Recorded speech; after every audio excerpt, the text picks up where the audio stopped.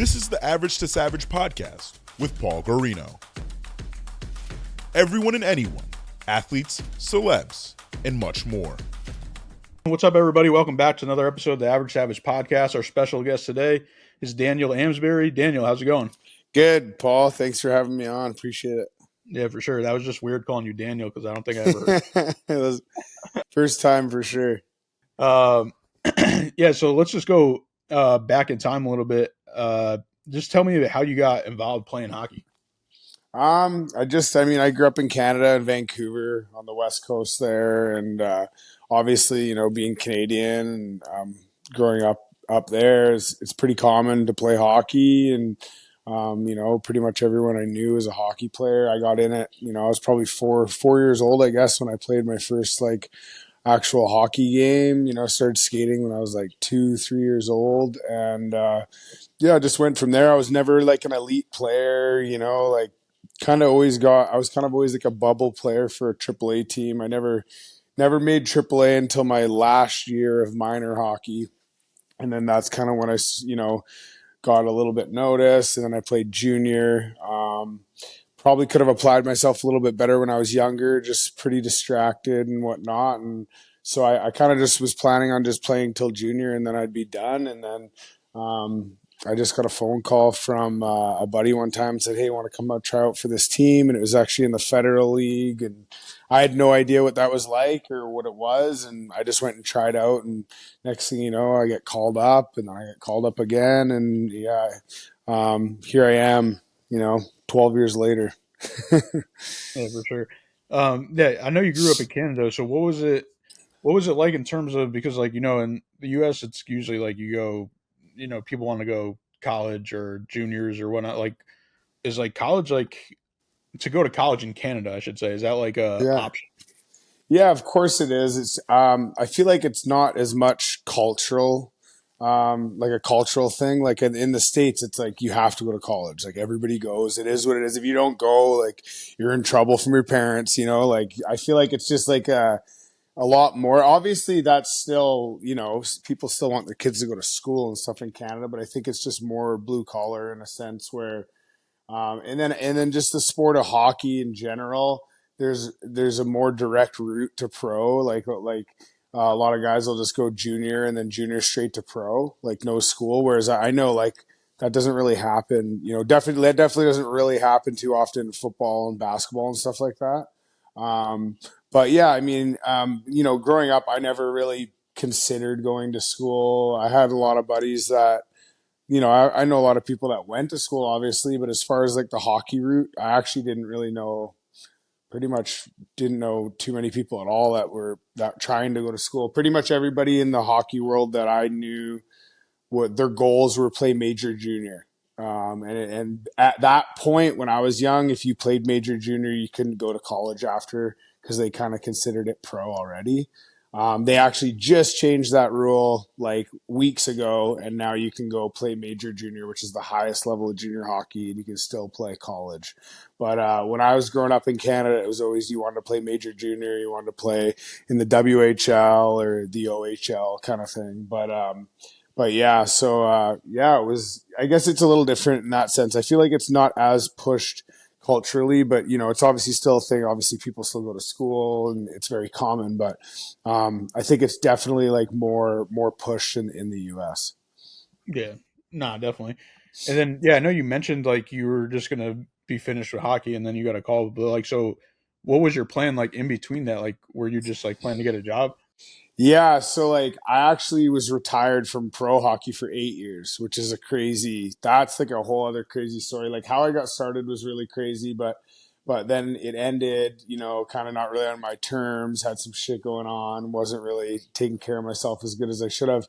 But basically what happened was, I was retired, back to work, just a regular Joe, man. I was working a tugboat job. So I worked on the tugboats for, years when I wasn't playing, which is basically, you see those guys on spiked boots running on the logs on the water. That was me, logging on the water. And, what happened was AJ Galante, they started Ice Wars. And obviously, Ice Wars was basically a hockey fighting tournament. on ice, and it was 8 guys, last man standing. And essentially, that's pretty much what brought me out of retirement. I ended up, all my buddies are like, you have to do this, man. Like, we always joked about it when I was younger. Like, why isn't there just a hockey fighting tournament? Like, I would be good at that. Why isn't that just a sport in itself? And so I ended up going in this tournament, and it kind of got me back really training and taking things serious. And I was started skating again. And next thing you know, I'm like, in pretty good shape. And then I go to this tournament, and I end up winning the whole thing, becoming the heavyweight champion Ice Wars. And then all of a sudden, my phone starts ringing. I got teams calling me, opportunities coming up, and like hockey's not a sport. When you stop for 8 years, it takes a minute to get your, it's not a sport. It's not like riding a bike. You just hop back on and go. So it was a lot to think about. And then next thing you know, I kind of just, talking to AJ, I did one more Ice Wars, but AJ really was probably the deciding factor of why I came out of retirement. We kind of made a plan, wanted to hammer down on the social media stuff and, maybe get some boxing matches in there. But the big thing was I was playing hockey. I was moving to Danbury. So I was living, literally lived a 5-minute walk from AJ's house. So that was pretty much the reason I came out of retirement. It was kind of a reason to, kind of be close with AJ and kind of like we had a big plan and start playing again. And, I played a couple seasons in Danbury, and then obviously opportunities came, and then I ended up moving up a couple leagues since. And here I am now playing in Kansas City, and, really good hockey. I didn't think I'd get back like to the level that I'm at right now. And I mean, our team's affiliated with the Seattle Kraken, and we're, it's good hockey. It's a lot better than it was 10 years ago. The game's getting better. So, it's surreal to be at the level I'm at right now and playing with some really skilled players. And, but I'm having tons of fun with it and loving it, every step of the way. So, Yeah. Yeah, no, it's crazy for like that doesn't happen for anybody in any pro sport. yeah. Not be away for like 8 years. I think. I think in boxing reference, I think like Joe Frazier was not around for and then he became like the oldest world champion ever. Something crazy like that. But yeah, your whole story is crazy too. Just like and for viewers and the audience, it was from 2014 to 22 that you weren't playing. Well, then you started in 22 again. Um, and then yeah, so tell me more about like I guess like so after did you ever think you were going to play hockey?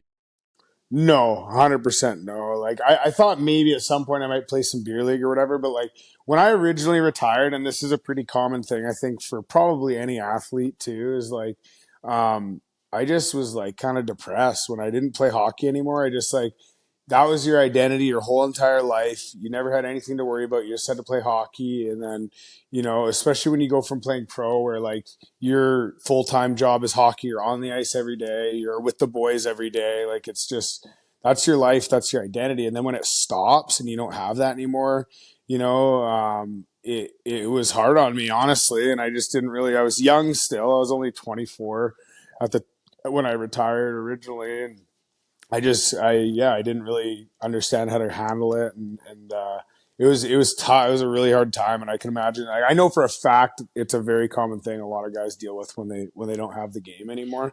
But it took me a while to kind of just get my feet under me, and then when I finally started to, I feel like I got a really good, I figured things out really well. And once I kind of started feeling really good, then I was like, that was kind of when I was like, oh, let's get a little crazy. Like I'm in my 30s now. Let's come out of retirement and start playing hockey. And I think like started skating again when I was like 28, I would say. And then, but I worked my way. And then I think when I came out of retirement, I was 31, my first year out of retirement after 8 years of not playing pro. And just started, it was like starting all over again. Started at the bottom, working on my skills. And but yeah, it was a long time off, but it was well needed. And I feel like it served me in a lot of ways, because like I love the game more now than I ever did, because I feel like I missed it. So And then tell me like how how did you get so much involved in fighting so much? honestly, just like so, like obviously it's a big part of the game, right? Like there's always been an enforcer, there's always been a guy protecting the boys. And growing up in Canada, I grew up in a pretty blue collar town, Maple Ridge, and I went to a really tough high school. There was always lots of fights in school, very minimal punishment for fighting. And it just was just a common thing that would happen in school pretty often. And so I was comfortable with it. I always felt like I could handle if I could take care of myself if I needed to. And then once it started happening more in hockey, maybe like, I think my first fight I was 14, but like a little bit older, 15, and then 16, and then you get into junior 17, 18, 19. Like then it was happening pretty regularly. And at this point, I was 18 years old. I was probably already been in 30, maybe 40 fights, and I was just like, man, like I just felt I was confident. I obviously at that age, you don't have fear. There's no, like, you don't think of consequence. Well, I didn't think of consequences or what could happen, like, at all. And yeah, I just kind of like feel like learning in that age really helped me because like I said, I didn't really have that fear. And then yeah, it just kind of became a thing. I was like, oh, I guess I'm kind of good at this. And I don't know how that happened, but here I am. Now this is my job. And, basically I wanted to make the team. I wasn't good enough to make the team, but, if I fight the toughest guy and can protect the boys, then I make the team. And then it's just been kind of a thing that's carried me through my hockey career. And basically, if you're, one of the toughest guys in the league, or if you're one of the guys that can kind of handle every guy in the league, then you'll basically, as long as you can keep up with the guys and be a decent player, you'll make the team. So it's like you can kind of get to like your absolute highest level possible if you got this fighting skill. So I was like, man, that's perfect. Like I'm going to get a heck of a lot farther with this gun on my hip than I would have if I didn't have it. And that's kind of how it happened. And it just honestly, it slowly grew. And like I said, I came from a pretty tough town, but like it was kind of a pretty common thing to get in fights, but it just kind of I don't know. I just guess once I realized I was good at it, then I just kind of ran with it and used it to the best of my abilities. Yeah, no, for sure. I'm waiting for the NHL call up where they're like, "Yo, we just need a backup player to fight somebody." Yeah, exactly. A backup goalie. And you ever seen where they got like literally like a guy in a bear league because they just needed a third guy? oh yeah. Well, I always watch, like, when I'm watching hockey and like things get out of hand, and I was like, I need someone to just do something real crazy, and they're like, we need revenge on this guy, you know? Yeah, yeah. It sounds far fetched, but I feel like it could actually happen. Oh yeah, crazier things have happened. I mean, yeah, it's definitely, man, it's fun though. It's fun to be like, I feel young. I still always feel young, but like it's fun to be like, I feel like I'm a lot wiser than I was. Obviously when I was 24, I know a lot more. So playing now, it's a lot more fun. I feel like I can apply myself a lot better mentally and stuff. But having a lot of fun with it. Yeah. So other crazy things. So tell me how you got into to fight on Barstool, Rough and Rowdy. So that was kind of, man, like I think what happened was Barstool reached out. They were doing a fight in Providence, and then I guess they wanted AJ to come, AJ come do like an appearance or something, just come show up and watch the fights. It's like a fun event, it'd be fun, good promo, this and that. And AJ's like, well, I have a way better idea. Like, we're trying to promote our Ice Wars brand and stuff. Like, why don't I got my heavyweight champ in Danbury? We're a couple hours away. Like, why don't we come up there? Why don't you get him a fight and he'll box in bar? And they were like, let's go right away. Done. AJ calls me. He's like, hey, you want to box? I was like I was already boxing at AJ's gym at that point. I'm like, dude, like he already knew. I was like, yeah, like line him up. I don't care. Yeah, let's do it. And yeah, so it happened quick. And but it was really AJ that I'm pretty sure they called for him. And the next thing you know, he's like, hey, I got a guy. Like, why don't you just? And then they were pumped on it. And next thing you know, I'm fighting. A few weeks later, it seemed. Yeah, yeah, that's crazy. Yeah, how did you get the nickname Diamond Hands? Just like when we like growing up, obviously, like I have like really sharp hands and I cut people up quite a bit. But at the same time, like it was like right around Ice Wars, and like AJ was asking about nicknames and stuff like that, and we had a bunch of stuff going on. And it was just me and my buddies were just cracking around. Like all my old nicknames all my old nicknames were like related to my last name, and then just talking to AJ, all of a sudden we came up with Diamond Hands, and then yeah, there was like a bunch of different angles of that nickname, but one of them I just sold an NFT crypto. I just sold it to Ezekiel Elliott, who plays for the Cowboys, and it was like a huge, like I bought it for hundreds, and it was like I made a bunch of money off it, a bunch of crypto off off this sale. So my buddies were like joking around, diamond hands, right? Diamond hands. And then next thing you know, AJ, I was like, oh, what a diamond hands. And then AJ loved it. He's like, that's it. And he ran with it. And now I'm diamond hands. So now I got my kids running around the house calling themselves What diamond hands. NFT did you sell to Ezekiel Elliott? It was a diamond Mintonian. It was a Snoop Dogg Mintonian. It's online. I'll send you a screenshot. I'll send you a screenshot of the sale or whatever. They posted it like when it was sold.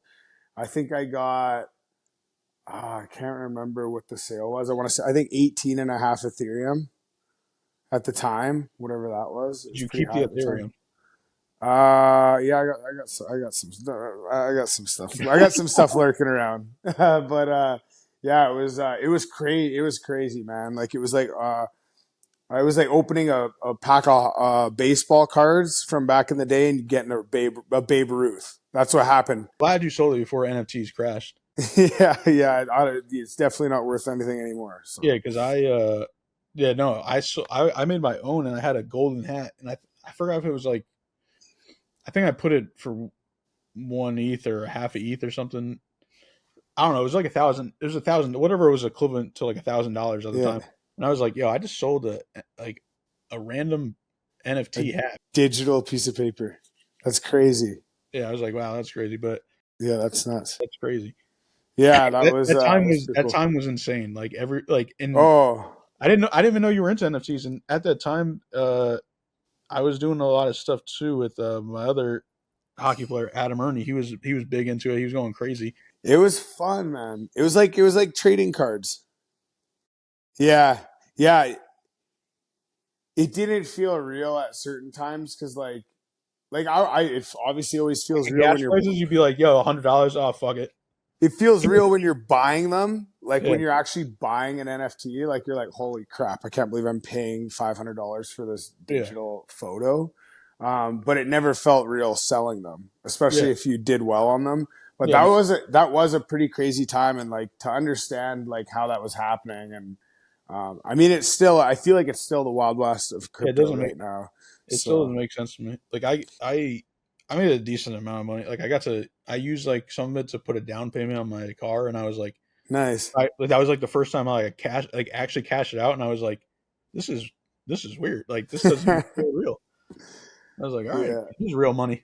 Oh yeah, it's crazy. I remember my dad was like, "That's not real," and then I sold some of it. I was like, and I think I saw him. Yeah, and then my dad's like, "What the hell?" And he's so confused. Like, holy shit! He couldn't believe it because it just didn't seem real, right? He's like, I was like telling my dad, I'm like, "Dad, I'm telling you, like when I first opened that thing, I thought it was worth $1 million. When I first got it, like it was so rare, and everybody in the chats was losing it in the Discord chat. Like, oh my god! I'm like, Dad, this thing's worth $1 million. He's like, no, it's not. Like, ended up being worth a decent. Yeah, now that NFTs are like dead, now it feels like it wasn't real again. Yeah, exactly. No, it's 100%. I still go on OpenSea every once in a while and just like poke around just out of curiosity. But actually, recently I did sell a couple, not like just to get rid of. I was like $50. Yeah. Like just get rid of. Like what are they? Whatever. They're not worth anything. Oh, I've gotten waxed on stuff too. Like I went on a project like really heavily. I believed in it, and it crashed and burned. And I think it's probably half of that money Ezekiel Elliott gave me got reinvested into something that was a rug pull, basically. Oh my god! But for sure. Yeah, yeah. And then I know recently, just some more fight news has been coming out. Call out to KSI. Yeah. Tell me a little bit about that. And like, I know we were talking about it and how he's trying to move up a little bit and weight. And, you know, he hasn't fought in a year. So you were just like, yeah, I'd fight him. Yeah. I mean, it was like, you know, just talking to you about it. You were like, yo, I heard KSI is looking for some smoke. And then you were the one that filled me in, obviously. And then I was like, well, let's go, man. And then next thing you know, I'm posting stuff about it.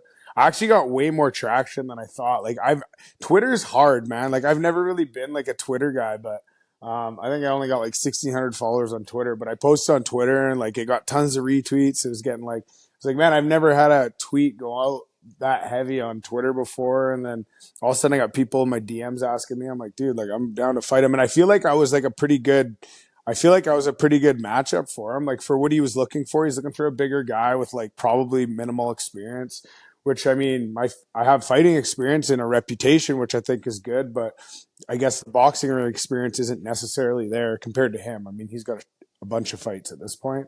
But yeah, man, we got kind of fired up there for a bit, and I don't know, who knows? Maybe we get some opportunity at some point with those guys. Yeah, I think you'll be on Misfits soon.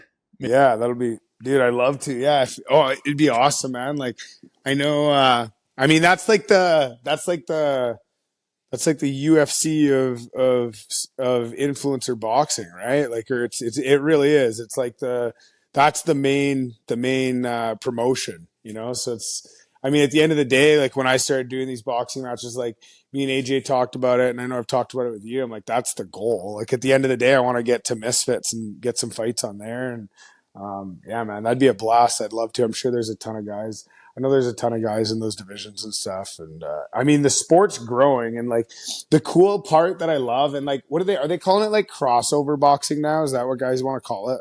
Because like you hear some people say influencer boxing, but I've heard crossover, which actually kind of makes sense because it's like you got a lot of guys that are like coming from somewhere else, or maybe they played a different sport or whatever.